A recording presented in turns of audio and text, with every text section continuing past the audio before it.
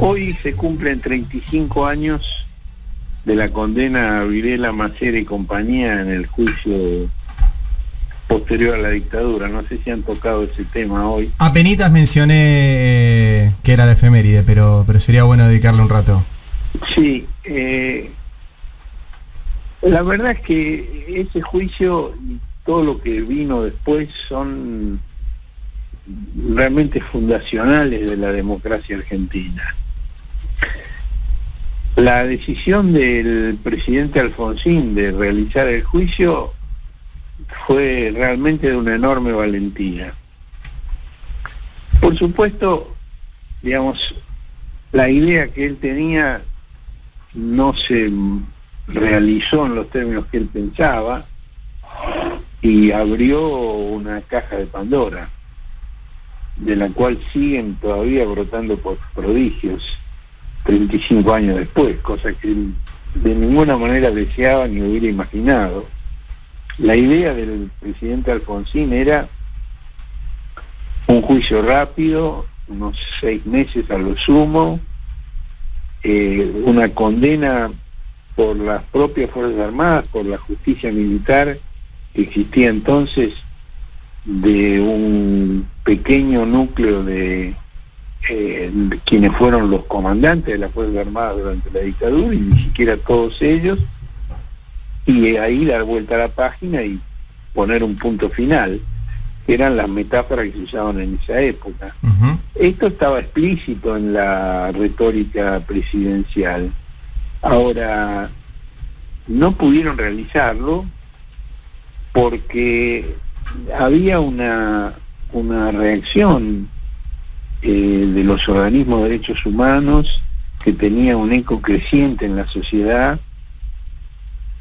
Se habían revelado las atrocidades de la dictadura digamos, a partir de la derrota militar en las Malvinas.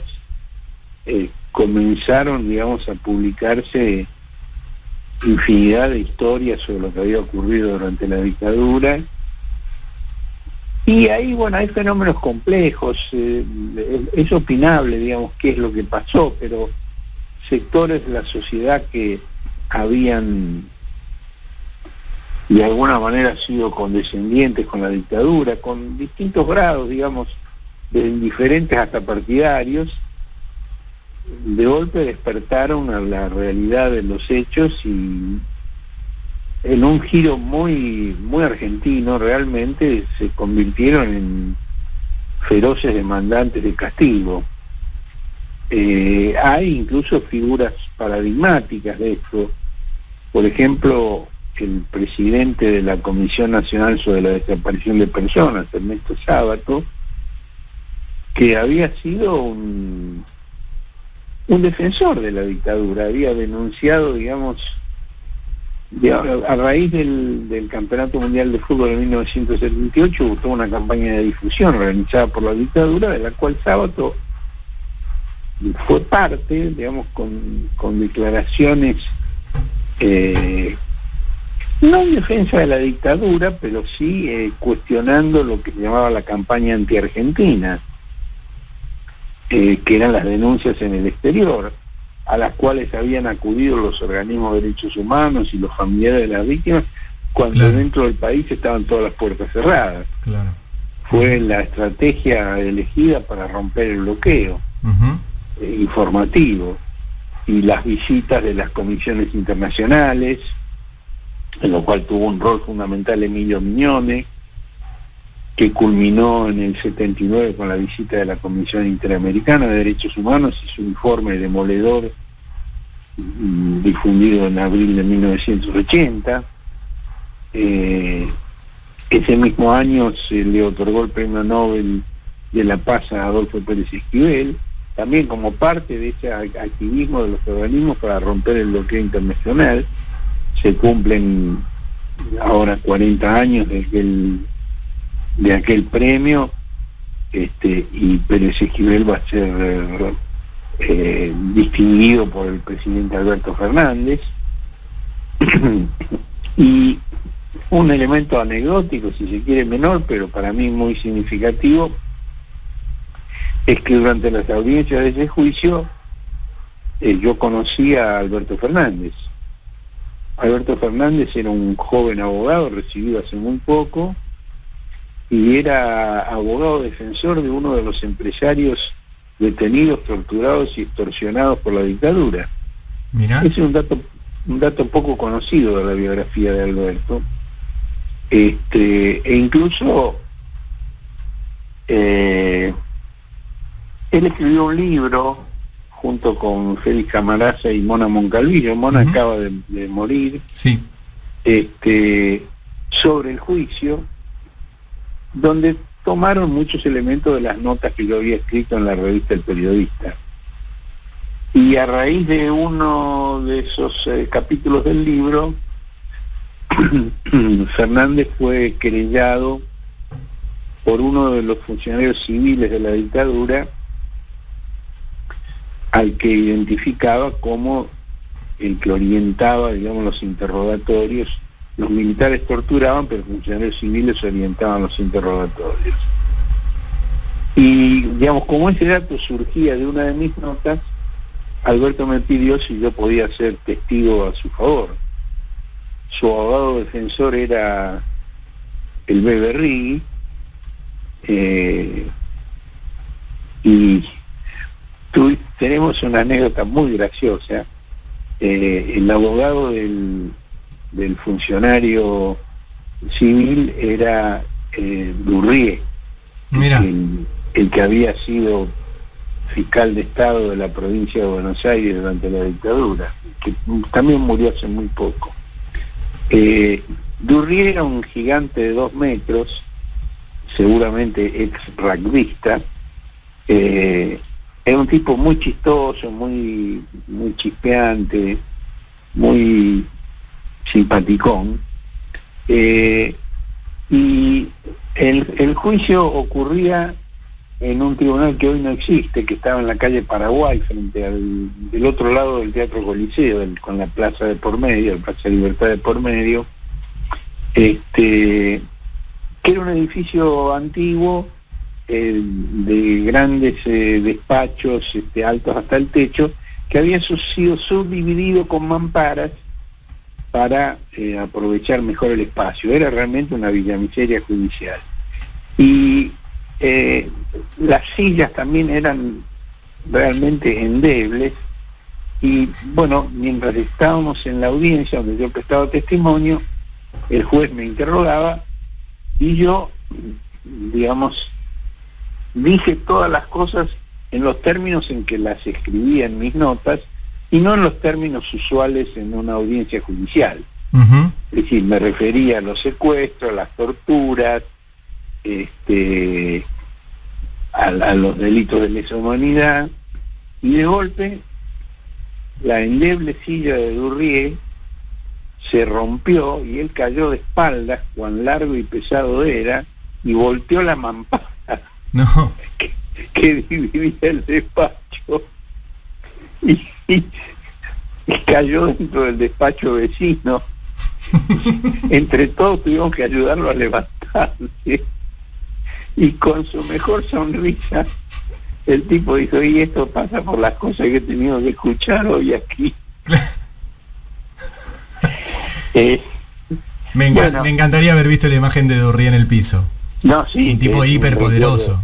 Es un recuerdo desopilante, realmente. No digo, por ahí es poco conocido, pero es un tipo que ha sido muy poderoso también en democracia. O sea, fue presidente del colegio de la calle de abogados, del colegio de abogados de la calle Montevideo, un tipo, un pesado en ese mundo. Sí, en todo sentido. En todo sentido. Sí. Bueno, desde esa época data mi relación con Alberto Fernández, y esto es 3 años antes de que Néstor Kirchner fuera elegido por primera vez intendente de Río Gallegos. Claro. Bueno, esos juicios, digamos, Alfonsín quería que duraran poco, y él aprovechó, digamos, el lanzamiento cara pintada del 87 para conseguir el punto final que no había podido conseguir cuando mandó el proyecto de ley. Él mandó un proyecto de ley que ponía la responsabilidad en los jefes máximos y eximía de responsabilidad a todos los demás, excepto, decía, unos pocos casos que él quería que fueran juzgados también. Ahora, como él no tenía mayoría en el Senado, ahí el Movimiento Popular Neuquino de los hermanos Zapac, Felipe Zapac tiene 2 hijos asesinados por la dictadura y siempre ha tenido un compromiso, que son hermanos de la actual senadora Zapac. Zapac siempre tuvo un compromiso con el tema y entonces le modificó la ley a Alfonsín y planteó que quedaban exceptuados, digamos, de esa norma que limitaba los juicios a los altos jefes, pero también a quienes hubieran cometido actos aberrantes y atroces. Alfonsín no pudo oponerse a esta modificación y así salió la ley. Y lo que pasa es que, digamos que todos los hechos de la dictadura fueron aberrantes y atroces, con lo cual esa ley, tal como salió, abrió el camino para lo que vino después. Cuando los distintos tribunales del país, terminado el juicio de la Junta, quisieron avanzar sobre otras responsabilidades, sobre los comandantes de cuerpo, sobre los jefes de regimiento, sobre todos los involucrados, modificando el diseño inicial que había hecho Alfonsín, ahí se produjo el alzamiento de los Carapintada, de la Semana Santa del 87, y Alfonsín lo aprovechó para conseguir que se le votara la ley de obediencia debida, que se parecía al proyecto de ley inicial que el Movimiento Popular Neuquino le había obligado a modificar.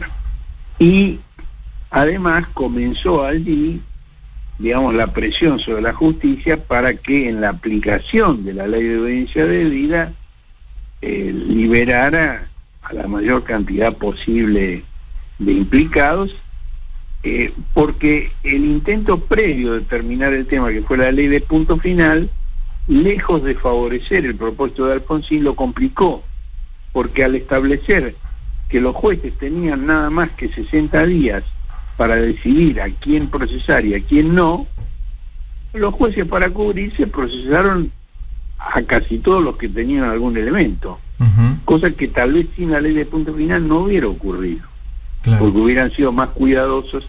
Es decir, Alfonsín intentó tirarle la responsabilidad a los jueces y los jueces la devolvieron. Entonces, cuando se produce la ley de obediencia debida, hay cerca de 400 procesados.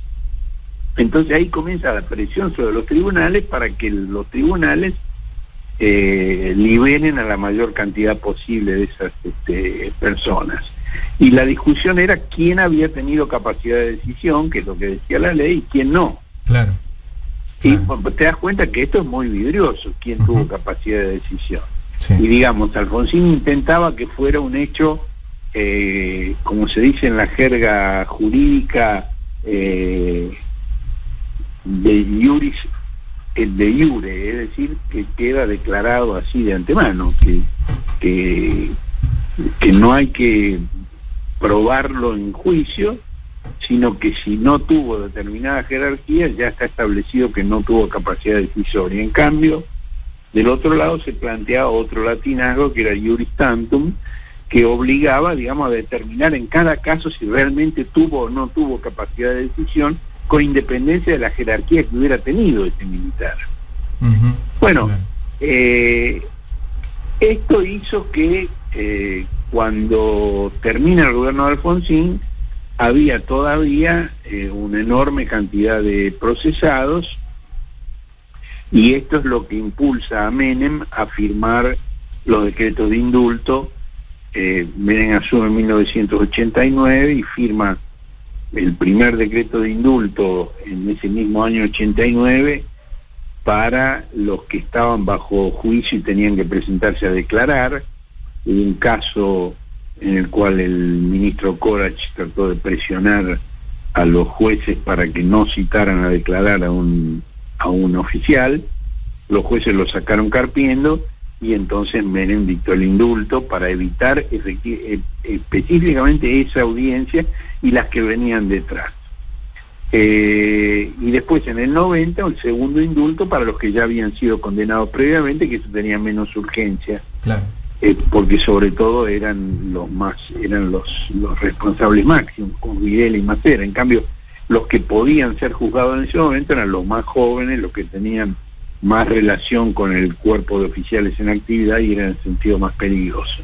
Ahora, después de los indultos se produce, digamos, un lapso de varios años en los cuales aparentemente ese objetivo de dar vuelta a la página está cumplido, hasta que en el año 95 se publica la confesión del capitán Adolfo Chilingo, que confiesa haber arrojado al mar con vida a 30 personas desde aviones de la Armada y de la Prefectura, y Emilio Miñone del CELS pide que, si bien las leyes de impunidad impiden castigar a los responsables, no exceptúan al Estado de su obligación de dar explicaciones sobre qué pasó con cada persona detenida desaparecida, entre ellos su hija Mónica. Uh-huh. Y comienzan de ese modo los juicios por la verdad, que junto con los juicios que se realizan en terceros países, y fundamentalmente el de España, del fiscal Carlos Castresana y el juez Baltasar Garzón, abren la puerta para que finalmente en el año 2000 el CELS pida la nulidad de las leyes de punto final de violencia debida y el juez Gabriel Cavallo la conceda en marzo de 2001, con lo cual se reinician los juicios que siguen hasta la actualidad y que han tenido una influencia fundamental para que la Argentina sea el país de América donde hay menos riesgo de interrupción militar del proceso democrático y mayor grado de subordinación de las Fuerzas Armadas al poder elegido por la voluntad del cuerpo electoral. Bueno, esta es la historia de la cual, de ese capítulo fundamental, que es aquella condena, se cumplen hoy 35 años y que, digamos, para todos quienes participamos de ese proceso es un recuerdo indeleble. Claro. Yo recuerdo... Vos lo cubriste, ¿no? El juicio, o sea, estuviste ahí... Yo cubrí todo el juicio 10 horas por día durante todo un año. Era un pequeño grupo de gente que estaba todo el tiempo, los 6 jueces, los 2 fiscales, el personal de la Cámara. Por ejemplo, ahí conocí también a Alberto Beraldi, que era el letrado del juez Carlos Ardañán en ese momento. Mirá.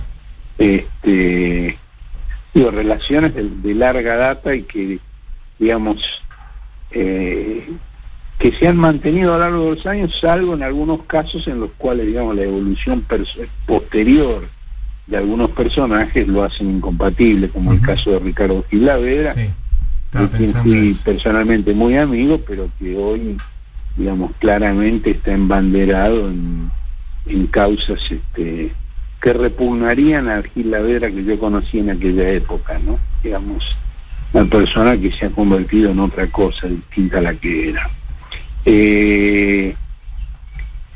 Bueno, yo recuerdo el primer día de la audiencia, terminó tarde a la noche, y al salir de tribunales había varios Falcon verdes estacionados en la puerta del palacio. Y eso, digamos, fue un sobresalto, ver los Falcon verdes allí. Ahora, yo inmediatamente quise averiguar qué era eso. Bueno, eran los autos de los jueces, de los 6 camaristas. Para mí fue realmente un símbolo del cambio de poder. Claro. Igual que cuando comenzaba cada audiencia y entraban los miembros los ex miembros de las juntas militares, algunos vestidos de civil, otros con sus uniformes, y un joven secretario de menos de 30 años decía: de pie, señores, cuando entraban los jueces. Y primero entraban los procesados, los fiscales, los secretarios, el personal auxiliar, y después entraban los jueces. Cuando entraban los jueces, este secretario López, que era cuñado de Aníbal Ibarra, decía: de pie, señores, y se paraban con un resorte estos tipos que habían sido el poder absoluto, que habían hecho y deshecho horrores en el país, como aplicados escolares se ponían de pie en señal de respeto a los magistrados. Son dos símbolos que recuerdo mucho de lo que implicaba ese juicio, y digamos, nunca hay que dejar de reconocer la valentía de Alfonsín para impulsar ese juicio, aunque al mismo tiempo uno le puede hacer una serie de críticas por la concepción con que lo hizo. Es decir, el objetivo de él básicamente era impedir nuevos golpes en el futuro.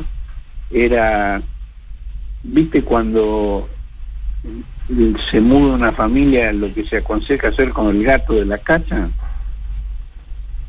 ¿Conocen eso? No. Bueno, lo que se recomienda es ponerle las patitas en aceite al gato. Entonces, al llegar a la casa nueva, está muy ocupado limpiándose, sacándose el aceite de las patitas. Porque no le gusta más.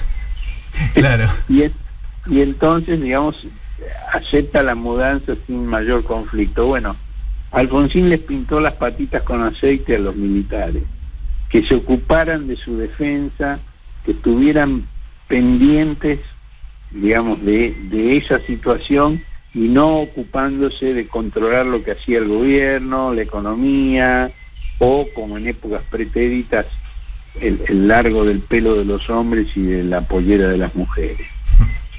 Entonces, ese objetivo de Alfonsín se cumplió. Alfonsín lamentablemente no tuvo nunca una palabra de solidaridad y respeto hacia las víctimas de la dictadura, jamás. E incluso dijo cosas horribles de los organismos de derechos humanos. A diferencia de lo que ocurrió en Chile, donde un político que tuvo un comportamiento menos digno que el de Alfonsín durante las respectivas dictaduras, como Patricio Aylwin, porque Alfonsín fue uno de los fundadores de la Asamblea Permanente por los Derechos Humanos, defendió presos políticos durante la dictadura, tuvo realmente un comportamiento muy valeroso y muy digno. Pero una vez en el gobierno, digamos, repetía las consignas más reaccionarias sobre los organismos de derechos humanos, como pagados por el dinero internacional, estupideces de ese tipo sobre las madres. En cambio, Patricio Aylwin, en Chile, que fue, digamos, del ala democristiana más tolerante con la dictadura de Pinochet, cuando terminó la dictadura y él fue el primer presidente de la transición y creó una comisión investigadora inspirada en el modelo de la CONADEP, cuando presentó las conclusiones de ese informe, hizo un pedido de perdón desde el Estado, digamos, y un reconocimiento de la dignidad de las víctimas de la dictadura, cosa que en la Argentina hubo que esperar hasta el 24 de marzo del 2004, cuando lo hizo el presidente Kirchner, marcando el comienzo de la nueva etapa. Bueno, son procesos paralelos, son procesos distintos, el de Argentina y el de Chile. Creo que pasados 35 años no hay ningún inconveniente en hacer una visión completa del hecho, en reconocer el mérito extraordinario que tuvo Alfonsín y al mismo tiempo criticar sus limitaciones, su intención de terminarlo rapidito, su deseo de que no fueran muchos los que resultaran procesados, la idea esta, digamos, de utilizar el juicio para pintarle las patitas a los militares y que no hubieran nuevos golpes, y no un reconocimiento a la dignidad de las víctimas, etcétera, etcétera. Esto es lo que conmemoramos hoy, y es un hecho fundamental de la vida política argentina y uno de los hechos centrales del siglo XX argentino. Tal cual. Increíble, Horacio. Bueno, gracias. ¿Hablamos el viernes? Exactamente, quedamos así. Dale, un abrazo grande. Chao. Horacio Brevisky en Habrá Consecuencias. Habrá Consecuencias.